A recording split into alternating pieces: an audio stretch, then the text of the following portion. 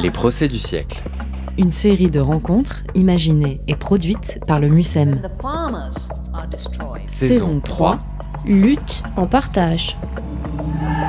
Réunissant témoins, spécialistes et pièces à conviction, les procès du siècle appellent à la barre les forces qui mettent en tension nos sociétés contemporaines et ouvrent un espace d'échange citoyen. Cette troisième saison convoque les luttes pour les droits humains et pour les droits de la Terre. Elle explore les causes à défendre pour mieux vivre ensemble et mieux habiter notre planète. On vit en société. Donc à partir de ce moment-là, l'intime est politique.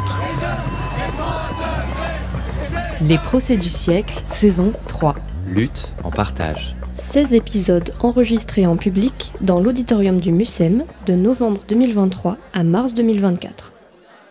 Épisode 15. Sieste générale. Ralentir ou périr.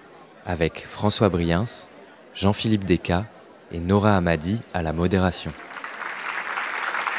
Bonsoir à toutes et à tous. Vous allez bien ? Eh bien, bienvenue à cette avant-dernière séance des procès du siècle. Voilà.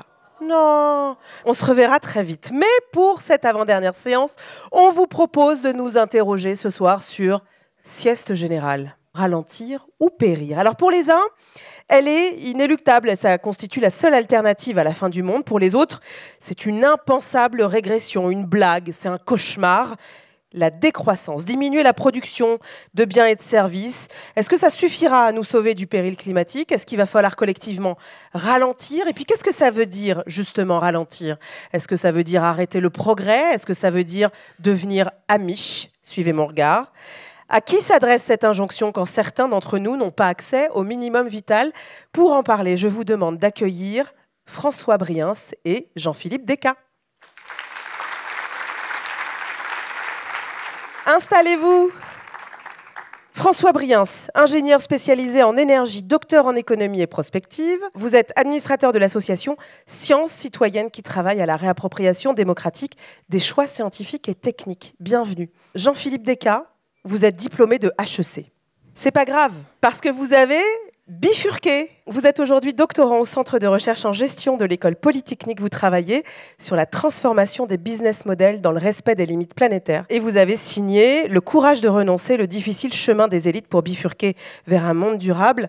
Et vous animez par ailleurs le podcast Oser. Alors, la question c'est sieste générale, ralentir ou périr. Pourquoi il serait si urgent de ralentir ? François Briens.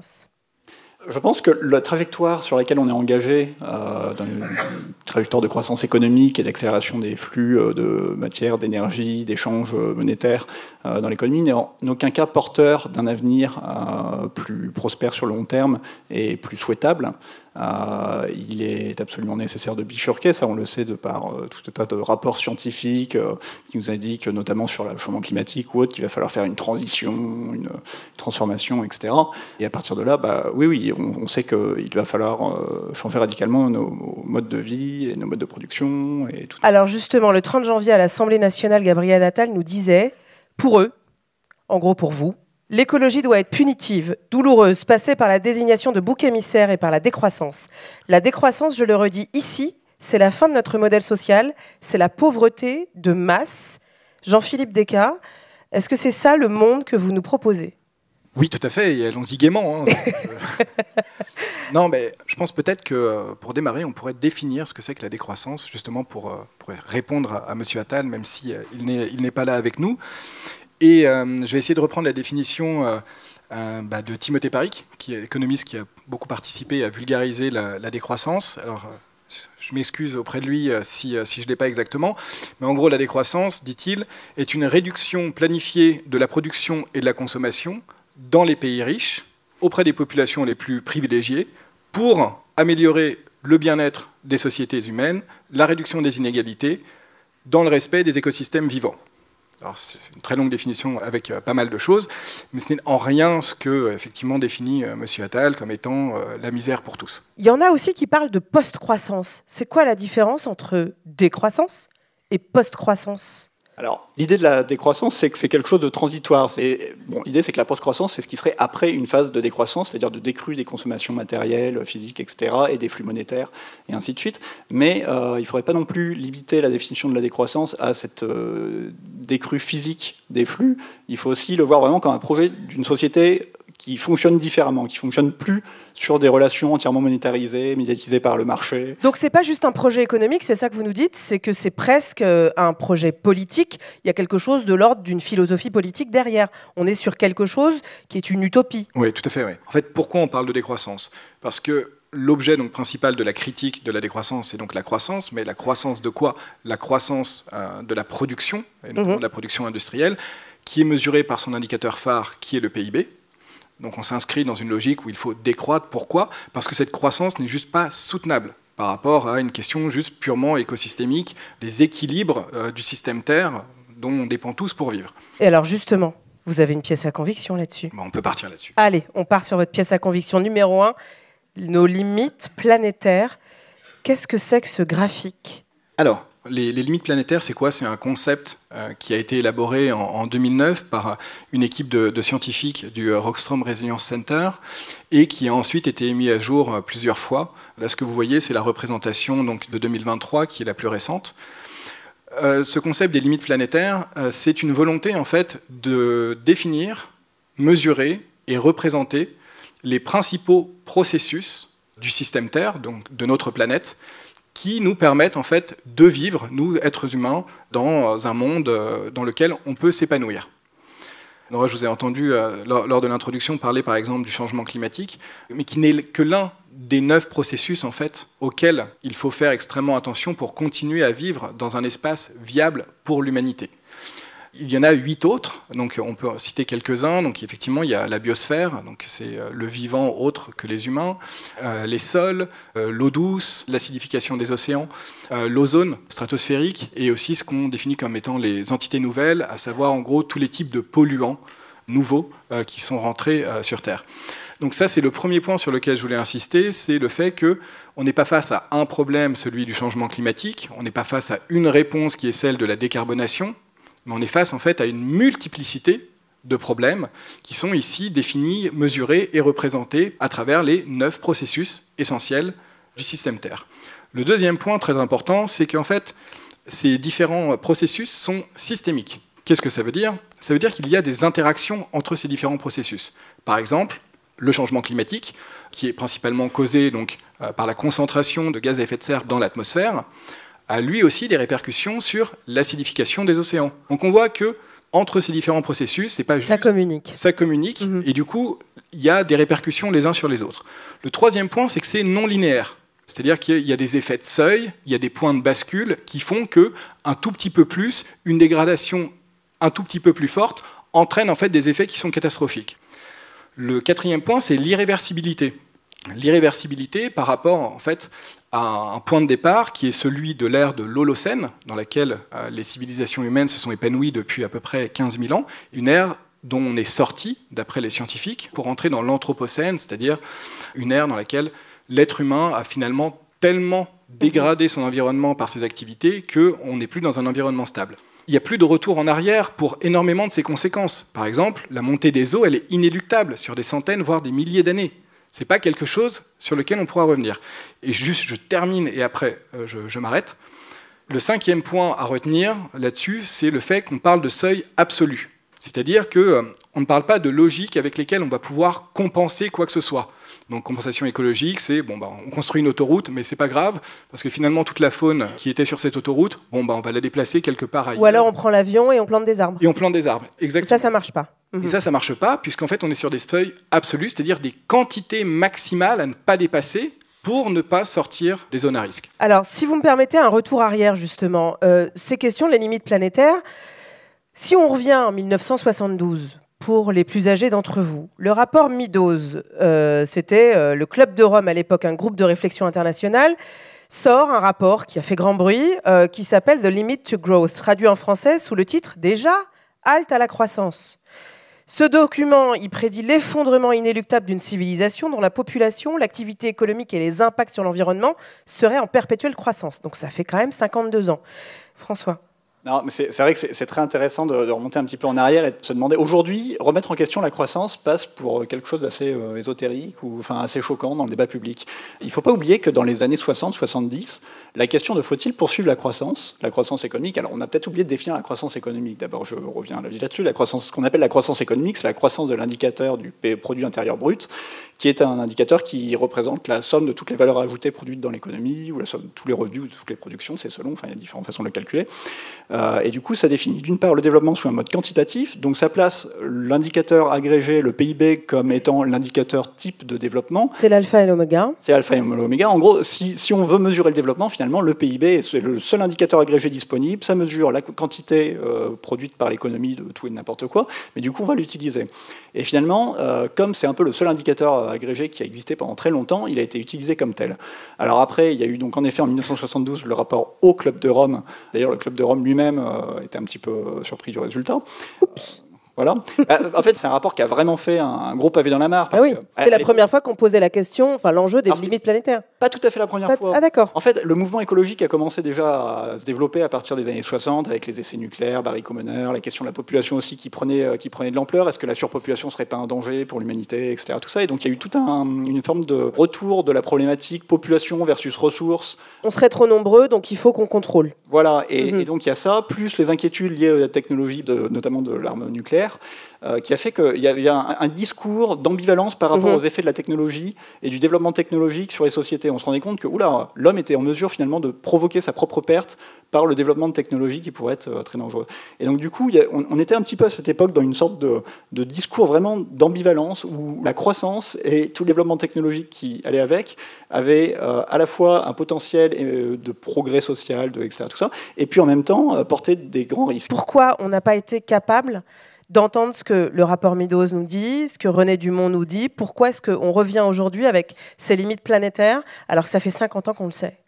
Denis Meadows donnait une interview pour les 50 ans de sortie du rapport, donc c'est un des co-auteurs du rapport, et il expliquait qu'effectivement, il a fait la tournée mondiale des présidents, des grands patrons d'entreprises, etc., et que il y a eu une certaine écoute, une oreille assez attentive, mais je ne sais pas si vous vous souvenez, mais finalement 74 et 79, donc peu de temps après choc pétrolier, la sortie du rapport, il y a effectivement 2 chocs pétroliers et une réalité matérielle très claire, en fait, qui arrive sous le nez, en tout cas des pays du Nord global, et des plus grandes puissances à ce moment-là, et qui fait qu'on décide de prendre une route tout autre, la voie néolibérale, et non pas celle de la décroissance. Mais c'est vrai que c'est un rapport qui a eu un effet assez retentissant, puisque je crois qu'il a été traduit même dans 23 langues, si je ne dis pas de bêtises. Mais oui, il n'est pas resté complètement lettre morte, ce rapport non plus. À l'époque, je crois que c'est le commissaire européen Siko Mansholt, qui lui a lu le rapport, et pour lui ça a été une véritable révélation, et il a tenté d'alarmer énormément au niveau européen. Attention, regardez ce que nous dit le rapport. C'est pas des prédictions dans la mesure où il dit pas tout va s'effondrer. Il dit juste si nous poursuivons la voie de la croissance, en fait, quoi qu'il arrive, nous franchirons des limites qui feront qu'on aura un comportement de système du type overshoot and collapse au niveau de la population. C'est-à-dire overshoot and collapse. Voilà, pardon, c'est dépassement et effondrement. Voilà. Et alors justement, il y a quelque chose qui est très symptomatique de tout ce système, c'est la vitesse. Et c'est votre pièce à conviction, François Briens. Qu'est-ce que c'est que ce tableau? C'est un tableau que je pense assez... En fait, le concept qui est derrière ce tableau est très intéressant. Ça vient d'un livre de Ivan Illich, qui a écrit Énergie et équité, que je recommande à tout le monde d'ailleurs, et qui calcule la vitesse généralisée. Alors, quand on calcule la vitesse en physique, c'est la distance parcourue divisée par le temps qu'il a fallu pour la parcourir. Mais quand on se demande la vitesse généralisée d'une voiture, c'est ce qu'on pourrait appeler la vitesse sociale aussi, ça consiste à prendre en compte dans le temps qu'il faut pour parcourir cette distance, non seulement le temps que l'on passe dans la voiture en question, mais aussi le temps qu'on passe pour payer cette voiture, pour payer l'assurance, pour s'en occuper, pour payer l'emprunt s'il y en a un, pour payer les frais de parking, etc., etc. Et donc, ils ont fait un petit peu le calcul de quelle était finalement la vitesse généralisée de différents types de transports pour différentes catégories socio-professionnelles. Alors, ils l'ont fait pour un cadre supérieur, un employé, un ouvrier spécialisé, un salarié agricole qui n'ont pas les mêmes niveaux de revenus, et puis pour la bicyclette, et puis pour différents types de voitures, de chevaux jusqu'à la DS21, etc. à l'époque. Ce que l'on voit, c'est que, d'une part, la croissance de la vitesse génère des inégalités. Quand on est ouvrier, on ne peut pas acheter une voiture au même rythme, à la même vitesse que quand on est à un cadre supérieur avec un gros salaire. Et d'autre part, on se rend compte que la bicyclette, qui a une vitesse généralisée de 14, 13, 12 km/h, etc., sur les personnes, finalement, est aussi rapide que la DS21 sur le plan social. Alors, ce que ça illustre vraiment, c'est la notion de détour technologique. On en vient, pour répondre à un certain besoin, à mettre en branle toute une infrastructure qui mobilise l'ensemble de la société pour produire, en final, la même chose que quelque chose qui aurait pu être répondu de façon beaucoup plus simple. Donc ça demande vraiment, si on veut penser une forme de décroissance, d'essayer de limiter tous ces détours technologiques et de se poser la question quel est le besoin fondamental. J'entends, mais pour la béotienne que je suis, qui est très nulle en physique, est-ce que ça veut dire qu'en fait, on me vend une Simca 1301 ou un SUV alors que je pourrais aller aussi vite en bicyclette ? Alors évidemment, ce n'est pas le même service. Vous ne pourrez peut-être pas franchir 200 km. Non, j'irai pas à Aubagne ce soir en bicyclette. Voilà, mais ce que ça veut dire, c'est si on pose cette réflexion au niveau systémique de quel type de technologies sont optimales pour répondre aux besoins, il faut d'abord bien se poser la question quel est le besoin. Et si le besoin, c'est juste de se déplacer d'un endroit ou à un autre en essayant de maximiser le temps libre disponible pour une personne, peut-être que la bicyclette, au final, sera préférable. Ce qui veut dire, Jean-Philippe Decazes, selon vous, là, cette espèce de mythe de la vitesse, ce mythe de devoir s'équiper, etc., on nous a vendu quoi, une forme de progrès, mais c'est ça qu'il faut voir derrière ? Je sortirais du mot progrès en soi, puisque le progrès peut recouvrir énormément d'aspects. Et là, on parle par exemple notamment du progrès technique, du progrès technologique, ou d'un progrès purement matériel, alors qu'on pourrait définir le progrès autrement, d'une manière beaucoup plus sociale, conviviale, etc. Et d'une part, je ne sais pas tellement si on nous l'a vendu, mais c'est vrai qu'on y aspire, et que c'est une construction sociale créée par le consumérisme, mais aussi pour faire fonctionner un système, donc le capitalisme, basé sur un besoin de croissance infinie du capital, et qui a besoin, du coup, en fait, de toujours cette création de surplus d'innovation technologique pour se reproduire, continuer à accumuler. Mais là-dedans, on est aussi sur des systèmes où, pardon, je vais tirer le fil de la voiture, parce que c'est quand même quelque chose d'assez important dans notre quotidien. On voit à quel point c'est aussi tout un modèle de ville qu'on a créé, c'est des métropoles qui s'étalent, donc il y a tout un modèle derrière qui vous conduit à ne pas finalement avoir le choix que de vous équiper. Tout à fait. Enfin, si on reprend Illich encore, il a un concept qui est très... Le micro. Pardon. Illich a un concept qui est très pertinent et qui s'appelle la notion de monopole radical. Il ne parle pas de monopole d'une marque sur un ensemble de marchés d'un produit donné, il parle du monopole d'une technologie sur une façon de répondre à un besoin. Et l'automobile, c'est l'exemple type du monopole radical. L'automobile, c'est une technologie qui, parce qu'elle s'est développée, a rendu finalement franchissable des distances qu'elle seule pouvait franchir, et qui a disqualifié tous les autres modes de transport qui existaient à l'époque. Mais ça nous donne un petit peu quand même une idée de tout ce qu'il va falloir déconstruire maintenant, si on veut vraiment sortir de l'automobile. Mais pourquoi faudrait sortir de l'automobile ? Parce qu'après, moi, je suis désolée, en ce moment, on me vend une automobile propre. On me dit que la croissance, elle sera verte, que le développement, il sera durable. Donc, c'est bien qu'à un moment, il y a un modèle qui dit la technique va nous permettre de traverser ça. On n'aura pas besoin de se dire il faut décroître. On va pouvoir croître autrement en étant plus vert. Bon, il y a quand même une chose à savoir, et une bonne fois pour toutes sur la question de la croissance verte, au moins que vous ressortiez avec ça ce soir, c'est que ça n'existe pas. Voilà. Il y a un moment donné, il faut appeler un chat un chat.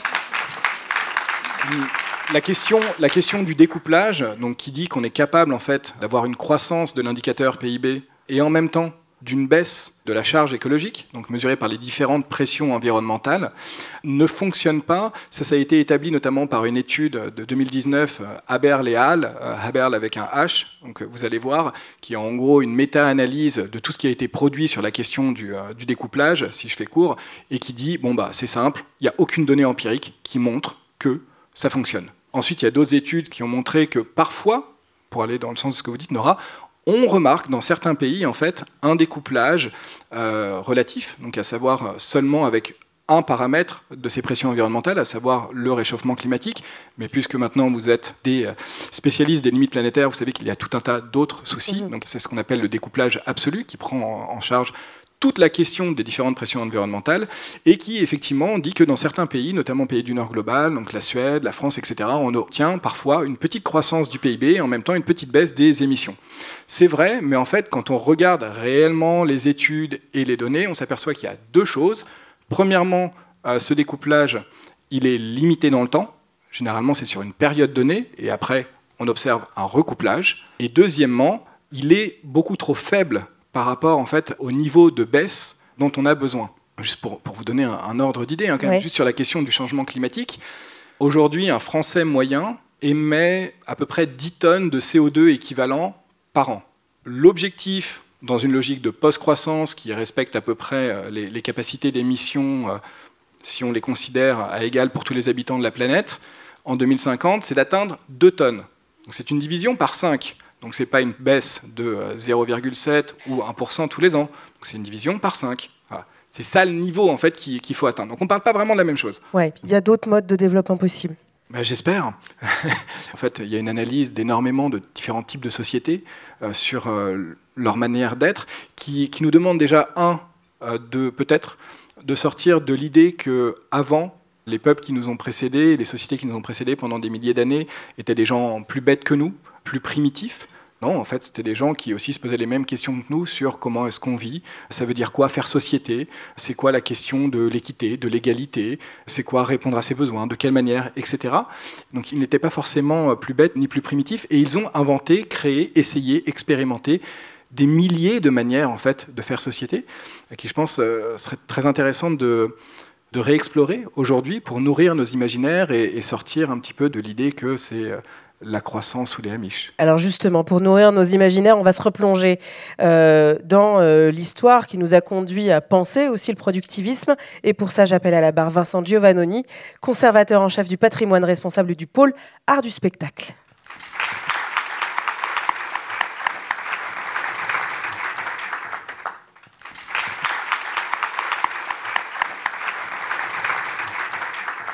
Bonsoir. Qu'est-ce que vous nous présentez, Vincent ? Qu'est-ce que c'est que cet objet qui trône au milieu du plateau ? Voilà, donc il s'agit ici d'une horloge pointeuse, une pointeuse en langage courant, de la marque Bézigne, et qui porte en rouge le nom de l'Épaute. Il s'agit du nom du modèle, l'Épaute étant par ailleurs le nom d'une prestigieuse maison d'horlogerie fondée par Jean-André L'Épaute, horloger du roi Louis XV. Vous voyez ce nom ici écrit. Alors, cette horloge pointeuse, pour ceux qui n'auraient pas connu, et je pense que dans cette salle on est nombreux, à quoi ça sert ? Ça sert, il y a encore beaucoup de gens qui pointent électroniquement ou avec ce genre de machine, indiquer à quelle heure vous arrivez au travail, à quelle heure vous en partez pour manger à midi, éventuellement à quelle heure vous revenez à 14h, à quelle heure vous partez le soir.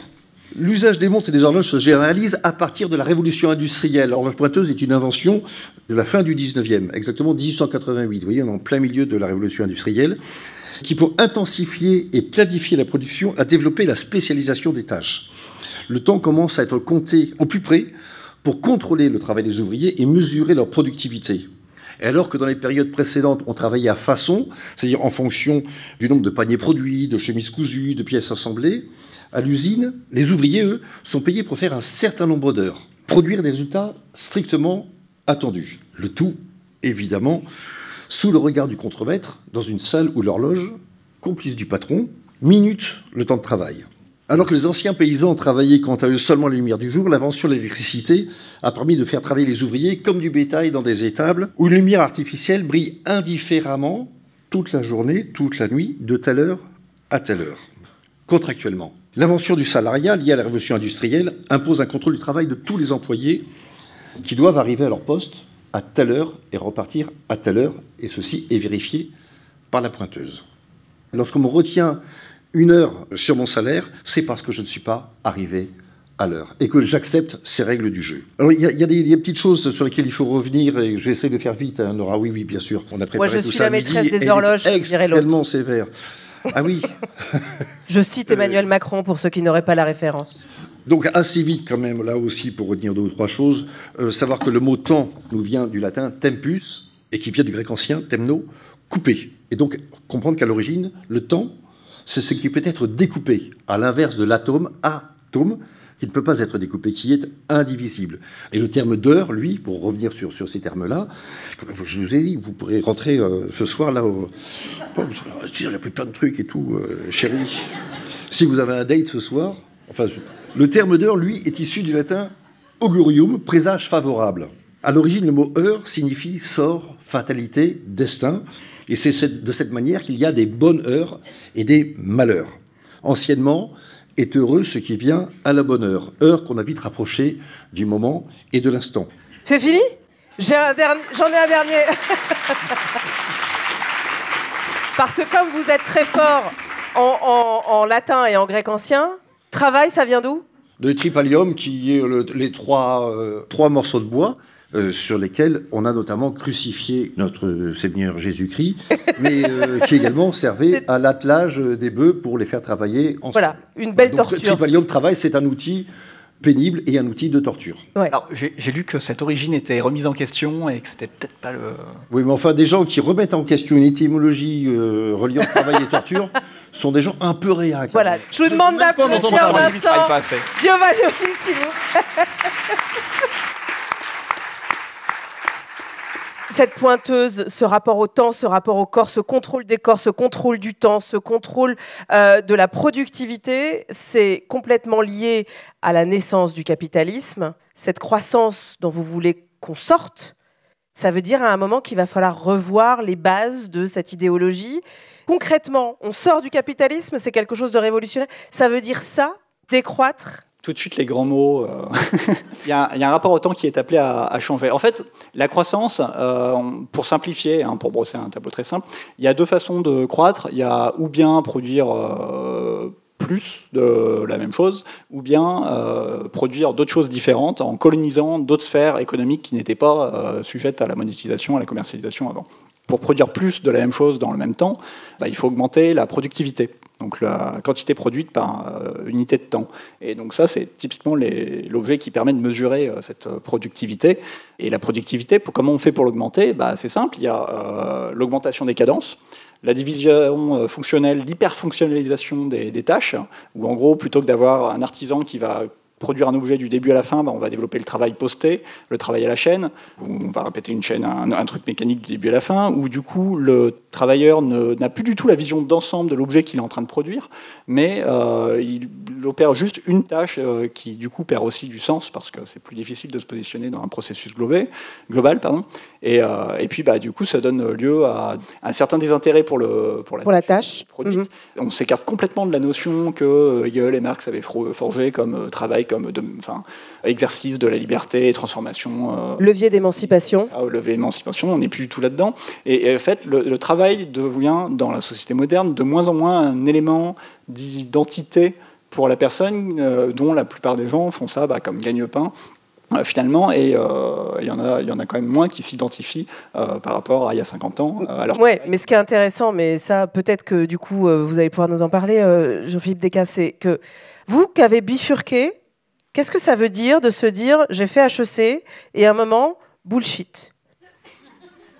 Oui. Alors... David Graeber, bullshit job aussi, si vous voulez lire. Voilà, il a fait beaucoup de choses, dont ce merveilleux bouquin, cette très belle étude. Alors déjà, je suis toujours un peu mal à l'aise avec le fait de dire que j'ai bifurqué. J'ai surtout étudié des bifurqueurs. Moi-même, je fais plus exactement la même chose. J'étais entrepreneur dans le numérique, maintenant je suis chercheur, effectivement. Donc on peut considérer ça comme une certaine bifurcation, mais je reste un bourgeois. Donc voilà, en termes de classe sociale, je suis à peu près toujours au même point. Voilà, non, mais juste pour préciser quand même un peu les choses. Et sur la question de la bifurcation, en fait, je pense que c'est assez problématique de l'analyser comme je l'ai fait en fait dans mon livre, d'une manière individuelle, puisque on le voit bien en fait, tout ce dont on parle depuis le début, c'est une question qui est éminemment systémique, c'est-à-dire c'est une question sociétale, savoir c'est quel projet de société, comment est-ce qu'on vit ensemble en fait, et selon quelles règles. Et je pense que c'est le sociologue, notamment Eric Olin Wright, qui l'a très bien défini dans ses différents livres, Utopie réelle et stratégie anticapitaliste pour le XXIe siècle, à savoir quelles sont les barrières collectives qui font que on a des difficultés à dépasser le système social capitaliste tel qu'il existe aujourd'hui. Et donc, déjà, premier point, en fait, essayer de sortir de la question purement individuelle, qu'elle soit à l'échelle d'une personne, à l'échelle d'une organisation, pour toujours en fait essayer de la poser dans une dynamique collective et dans une dynamique sociétale, en analysant plutôt les processus, les mouvements qui vont vers, plutôt que un état de fait, puisque bon, finalement, si moi je décide d'aller devenir maraîcher dans le Tarn, ça ne change pas grand-chose aux problèmes d'aliénation, de misère, de dépassement des limites planétaires, de tout le reste. Tout ce qu'on a effectivement traité. Et du coup, pourquoi à un moment c'est bifurqueur, ce que vous étudiez, vous qui avez bifurqué, on voit bien que vous êtes dans un espace de privilège, que c'est possible à partir du moment où vous avez des ressources pour bifurquer, d'autres sont coincés dans un corner et ne pourront pas en sortir. Mais qu'est-ce que ça dit de la nécessité pour retrouver le contrôle sur soi, sur son temps, sur ce qu'on produit ou pas, ou sur ce qu'on décide? Qu'est-ce que ça dit de la nécessité de sortir du capitalisme? Alors, il y a un philosophe qui, je trouve, l'analyse très bien, qui est Aurélien Berland, dans son ouvrage Terre et liberté, où il reprend en fait la question de la liberté, où il démontre justement que en fait, la question de la liberté n'est pas du tout individuelle, mais elle s'inscrit toujours dans un cadre collectif, en fait, et qu'elle devrait plutôt se définir comme une sorte d'autonomie, pour justement parler de la question des dépendances. Et en fait, c'est par rapport à ça que je voudrais vous répondre. C'est comment est-ce qu'on arrive individuellement, en tout cas, à minimiser toutes les dépendances que l'on a au système pour justement s'offrir à nouveau un cadre de liberté dans lequel on peut agir. Et bien évidemment, en fait, c'est beaucoup plus simple quand on est un privilégié du système, quand on a un cercle social, des liens qui font qu'on peut s'appuyer. Par exemple, je n'ai aucune crainte finalement de finir à la rue. Je sais que j'ai une famille, des amis, et que si demain je n'ai plus d'emploi, je n'ai plus de logement, etc., je n'irai pas dormir sous les ponts. Et j'aurai toujours à manger. Et ça, c'est un privilège très fort, en fait, qui fait que je suis dans cette logique de capacité à faire. Donc de capacité aussi à vous dire, je me donne le choix de bifurquer, de choisir d'aller faire autre chose, maraîcher, je ne sais où. Ça veut dire que cette question en fait de choisir, elle est centrale et c'est un privilège de pouvoir choisir quelle destinée on veut. Pour une grande partie des gens, oui. Je pense que, alors, je ne sais plus quel est le chiffre aujourd'hui, mais il n'y a pas si longtemps que ça, on disait qu'il y avait 30% des Français qui ne mangeaient pas à leur faim. Bon, voilà, c'est quand on est dans cette situation, je pense qu'effectivement, on est loin de se poser la question de la décroissance. Voilà, c'est ça. J'avais eu ce débat avec une philosophe instagrammeuse dans une autre conférence. Une philosophe instagrammeuse, j'aime beaucoup le concept. Et où justement on débattait sur la question de est-ce que c'est la bifurcation est pour les privilégiés ou pas, etc.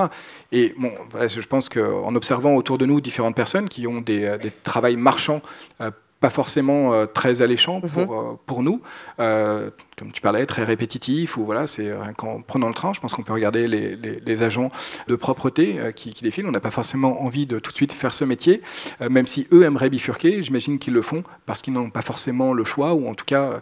Donc voilà, juste pour effectivement dire que c'est principalement quelque chose qu'on fait quand on a le privilège de pouvoir le faire. Mais alors, justement, si on doit se poser la question de quelle place pour le sens de nos vies, quelle place pour le bonheur, j'appelle à la barre notre premier témoin.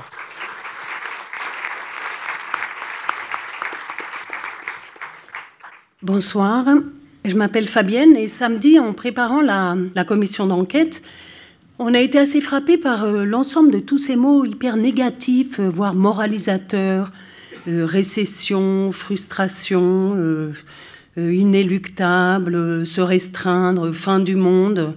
Mais comment, avec des mots qui font peur, on peut avancer? Alors, pour essayer de vous donner un petit peu d'espoir ce soir, j'ai eu envie de vous lire un texte très ancien d'un philosophe épicurien, Diogène. Je descendis jusqu'à la maison de Lachides. Il possédait un mobilier excédant largement ce qui suffit à nos besoins naturels.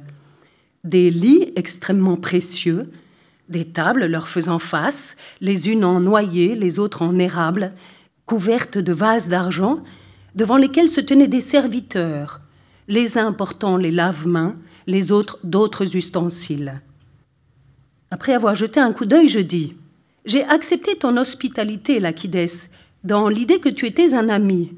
Mais toi, tu as fait contre moi autant de préparatifs que l'auraient fait mes ennemis. Ordonne donc de transporter cela ailleurs, et fais-nous coucher comme Homère faisait coucher les héros de l'Iliade, sur une peau de bœuf rustique, ou bien comme les Spartiates, sur une couche de feuillage. Que pas même un seul serviteur ne se tienne ici pour faire le service. Nos mains y suffiront. Et de fait, c'est à cette fin qu'elles nous ont été données par la nature. Que les coupes dans lesquelles nous boirons soient des coupes d'argile, légères et peu coûteuses. Notre boisson, de l'eau de source. Nos aliments, du pain de froment, et pour l'accompagner, du sel et du cresson. Telles sont les choses que, lors de mon éducation auprès d'Antisthène, j'ai appris à manger et à boire, en les considérant non pas comme médiocres, mais comme supérieurs aux autres. Quant à moi, après m'être exercée d'abord auprès d'Antisthène à manger et à boire avec frugalité, j'ai parcouru la route qui mène au bonheur, en me hâtant et sans reprendre haleine, et quand je suis arrivée à l'endroit où se tenait le bonheur, je lui ai dit « J'ai supporté au bonheur à cause de toi, car tu as un grand bien, de boire de l'eau, de manger du cresson et de dormir à même le sol. » Et le bonheur me répondit « Eh bien, moi, dit-il, je dépouillerai pour toi ces choses de leur caractère pénible et te les rendrai plus douces que les biens que procure la richesse, elles que les hommes vénèrent plus que moi, sans s'apercevoir qu'ils nourrissent en leur sein un tyran. Depuis lors, pour ma part, après avoir entendu le bonheur me dire cela, j'ai cessé de manger et de boire ces choses à titre d'exercice, et je les ai tenues pour des plaisirs. L'habitude, elle aussi, me donne de la force pour suivre ce régime de vie, et s'en écarter, c'est subir un dommage. Offre-nous donc, toi aussi, Laquidès, de semblables repas, imitant la plus belle des choses de la vie, le bonheur, et les fastes de la richesse. Laisse-les à ceux qui se trompent de chemin. Merci beaucoup. Merci Fabienne, merci beaucoup. Jean-Philippe Descas, donc le bonheur est dans la frugalité. Pour certains. Ouais. Oui, merci pour ce texte. Il y a toute une philosophie et aussi une spiritualité autour de la question de la sobriété et de la frugalité qui permet justement de trouver une certaine satisfaction, un sens à la vie. Je pense notamment à un très bon livre du chercheur en sciences politiques Bruno Villalba qui a écrit Politique de sobriété, que je vous recommande, qui revient justement sur tous ces différents courants à la fois religieux, spirituels et aussi politiques sur les questions de sobriété. Par rapport à ça. La sobriété, pardon, je vais encore poser une question de Méocène, mais c'est pas encore la décroissance, c'est encore autre chose? La sobriété est un élément de décroissance, mais la sobriété telle qu'elle est promue par le gouvernement, en disant la sobriété ce n'est pas de la décroissance, c'est juste utiliser un petit peu moins de ressources pour pouvoir les utiliser davantage et plus longtemps, non, ça ne fonctionne pas comme ça, évidemment. En fait, peut-être pour le dire dans des mots plus simples par rapport au début, sur la qualification de la décroissance. La décroissance, c'est un projet qui est à la fois une réponse écologique et sociale aux divers problèmes posés par le système capitaliste. Alors, autant mettre les mots très clairement, c'est une critique du capitalisme. Et la décroissance est une sortie du capitalisme. Alors, il y a différents courants en sciences humaines et sociales qui proposent en fait des utopies, des modèles de société qui ne sont pas capitalistes, qu'on pourrait nommer d'anticapitalistes ou de post-capitalistes, comme par exemple le biorégionalisme, l'écosocialisme, l'écomarxisme, l'écoféminisme, ou encore justement la décroissance post-croissance. Elle en fait partie, chacun avec une ou plusieurs critiques du capitalisme, un prisme plus ou moins central, celui de la décroissance, c'est de regarder en fait tous les problèmes causés par le capitalisme à travers l'angle de la croissance, que ce soit sur un critère social ou sur un critère environnemental. Mais pourquoi c'est un enjeu démocratique selon vous? C'est en fait parce que rien n'est pas un enjeu démocratique. Tout est un enjeu démocratique. En fait, regardez, mais n'importe quelle crise dont vous ayez entendu parler, que ce soit la crise des gilets jaunes, la crise des agriculteurs, la crise de, je sais pas, la question du Roundup, la question de toutes les affaires que vous avez eues, vous pouvez le ramener à un déficit de démocratie, ou plutôt à une forme d'expropriation de la démocratie et des choix collectifs. Et de manière générale, tous les problèmes auxquels nous faisons face sont liés à un manque de démocratie. Et en fait, quelque part, c'est vraiment le point focal qui nous permettrait, de manière collective, en société, de résoudre les problèmes de façon un peu plus harmonieuse. C'est de développer des démocraties qui soient beaucoup plus directes, c'est-à-dire laisser éclater les conflits aussi, parce que le conflit, ça fait partie de la démocratie et de la politique. Mais des conflits qui seraient basés sur, et Fabienne nous le disait, des mots qui font peur. C'est aussi ça, c'est-à-dire que l'imaginaire auquel ça renvoie, c'est l'imaginaire de la perte. La question de est-ce que les gens vont le vouloir, quand on regarde les résultats de la Convention citoyenne pour le climat, qui a pourtant été organisée de façon pas complètement optimale non plus, ce qui en est sorti est quand même très positif, au point où c'est tellement proche de la croissance que Macron a jugé nécessaire de préciser que ça n'en était pas. C'était tellement proche de la décroissance. Proche de la décroissance, c'est le contraire ? Oui. D'accord. Bon. Pensez le contraire de ce que je dis. Mais voilà. Ouais, donc ce qui veut bien dire en fait que les gens sont bien plus avancés sur ces questions que... Il y a plein de sondages qui montrent depuis 2019, 2018, il y a des sondages régulièrement, on voit apparaître des 55%, 56% de gens qui pensent que non, il n'y aura pas de salut technologique dans le modèle de croissance actuel, qu'il faut vraiment bouleverser les modes de vie, la façon de faire collective, etc. Tout ça. Et en fait, il y a une beaucoup plus grande part de la population qui est plus ou moins acquise à cette thèse d'une forme de décroissance, de ralentissement. En fait, la décroissance, c'est une philosophie des limites. C'est accepter collectivement, démocratiquement, de se mettre des limites. Et aujourd'hui, dans le débat public, vous entendez des politiciens ou autres qui vont vous dire « Oh là là, mettre des limites, c'est inacceptable, vous n'imaginez pas, c'est liberticide, c'est l'écologie punitive, etc. » Tout ça. Mais en fait, de quelle liberté parle-t-on, quoi ? Peut-être une chose par rapport à la question de la démocratie. Je reviens à un sociologue que j'aime beaucoup, Eric Olin Wright, qui en fait définit la démocratie comme une valeur, mais qui est intrinsèquement liée à la question de la liberté. Pourquoi ? Parce que en fait, la démocratie, c'est finalement la liberté, mais dans la sphère publique. En fait, il y a deux sphères, la sphère privée, où finalement on est libre d'effectuer ses propres actions individuellement, sans qu'elles aient des conséquences sur les autres. Donc voilà, par exemple, si j'ai envie de dormir sur mon flanc droit plutôt que sur mon flanc gauche, a priori, ça embête personne. Donc voilà, je suis libre de le faire tout seul, sans demander à qui que ce soit d'autre. En revanche, à partir du moment où je vis dans un cadre collectif, sur une terre qui est partagée par d'autres, ma liberté, en fait, ne peut se penser que collectivement. Et c'est en ça que la démocratie est en fait une manière de répondre à la question de la liberté, mais parce qu'elle se pense de manière éminemment collective. Et c'est là où je voulais revenir par rapport à ce que disait François, c'est qu'en fait je pense profondément que la démocratie n'est pas une valeur partagée par tout le monde. Et voilà, peut-être qu'on arrive à ce moment-là de la discussion, où peut-être qu'il faut aussi mettre les points sur les i et se dire que il y a des gens qui n'ont pas envie d'écouter les autres, qui sont à des places de domination dans un système social, et qui ont envie de reproduire ce système de domination, de garder leurs privilèges, qui n'occupent pas ces places-là dans l'intérêt collectif et le bien-être des autres personnes qui vivent dans ce système social, et que ça, c'est problématique, c'est source de tensions, de conflits et de confrontations. Ouais, reprendre le pouvoir en tout cas. Merci beaucoup à tous les deux, Jean-Philippe Descas, François Briens, de nous avoir éclairés. Et c'est pas simple, c'est vraiment pas simple.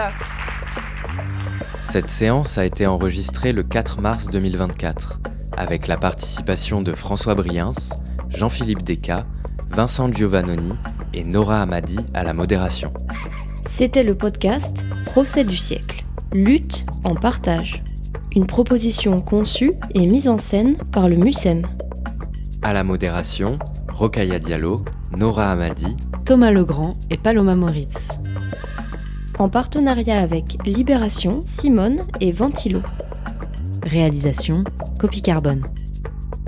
Rendez-vous sur le site du MUSEM pour plus d'informations sur la série et les pièces à conviction. Et retrouvez l'ensemble des épisodes de la saison sur votre application de podcast habituelle. Merci pour votre écoute et à très bientôt.